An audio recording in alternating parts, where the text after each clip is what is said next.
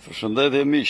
Ore, unë se dija që kishi president, më pas kemi president, doli foli sot për 10 qershorin, për lidhje shqiptare të Prizrenit në ato luftrat ruso-turke në kohën 1878-1879, edhe tha, të rim grush bashkuar, tha, në unitet, tha, rreth Partisë Komuniste me në krye shoku në ndër, palni Edi Rama, edhe Sali Berisha.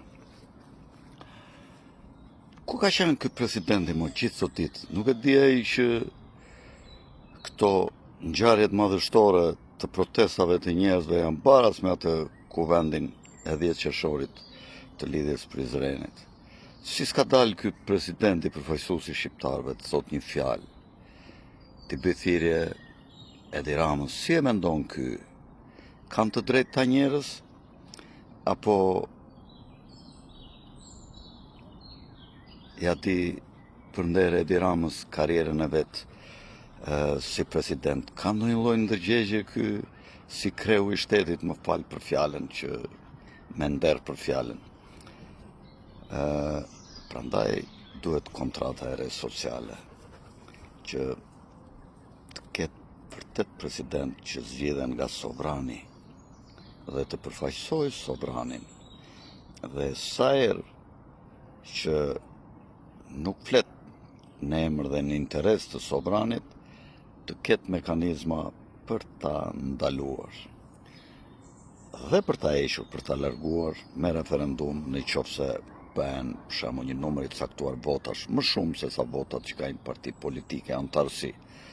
Për shembull, në qoftë se dy të mëdhajat sot PD, PS, që nesër nuk do jenë të tilla, kanë 170.000 antarë, fjala vjen, duhet të jetë numri më i madh se këto dy kryesorët. Për shembull, me 200.000 vota, me referendum mund të kërkohet shkarkimi i presidentit dhe kalimi në zgjedhje të reja për një president tjetër, kur presidenti shet interesat e vendit, për shembull në marrëdhëniet me fqinjët në marrëveshjen e detit, për shembull, si e bëri Luli, fat me Berishën, fat palën detin. Si e bëri ky, nga firmat që kishin ardhur amerikane këtu për të ndërtuar korridoret e gazit, ku Shqipëria sigurisht do fitonte një llok më të mirë në 2017, mi po doli me Gonigali. Edhe i erdhën këta grekët e Amerikës, Omonia Çankta, dhe i thanë që dëgjoj, ta mbyllim ne dosjen me Gonigal. Vetëm ti mbyllë o rrugën këtyre dhe kaloi të gjitha korridoret që nga Greqia.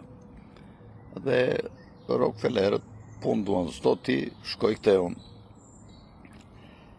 Dhe për të shpëtuar bythën e ti, tak, shiti interesat kombëtare, vetëm të ngelet piktori në krye. Piktori është Jezu Krishti, e ka dërkuar Krishti, po mos jetë ky, armiqtë do na sulmojnë, po mos jetë ky, do na ikë dhe oksigjeni dhe do vdesim, po mos jetë ky, edhe toka mund të vitiset dhe të krijojë një tektonik shumë të madhe, ku mund të zhduken të gjithë shqiptarët. A e kuptoni se kush është piktori apo jo? Prandaj, keni kujdes, mos u ngriheni kundër piktorit dhe kundër tutorit të këtij presidentit që më në fund foli sot. Jam i sigurt që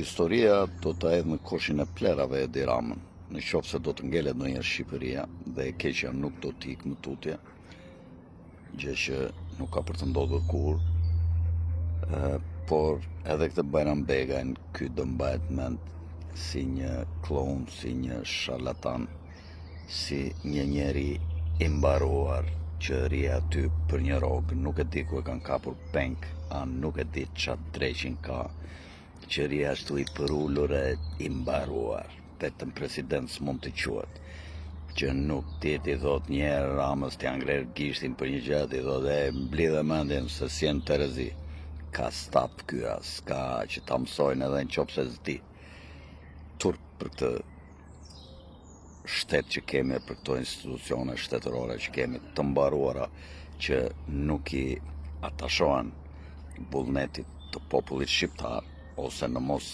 të popullit shqiptar, të një pjesë të madhe të popullit shqiptar që përfaqësojnë ata që dalin në shesh, sepse ju e shikoni që numri shqiptarëve që mbështesin ata është shumë i madh. E pat dhe peticionin që është firmosur kundër Ramës, që përshkon 2 milion, edhe ka shumë njerëz që s'din ta firmosin, pensionistë dhe të moshuar.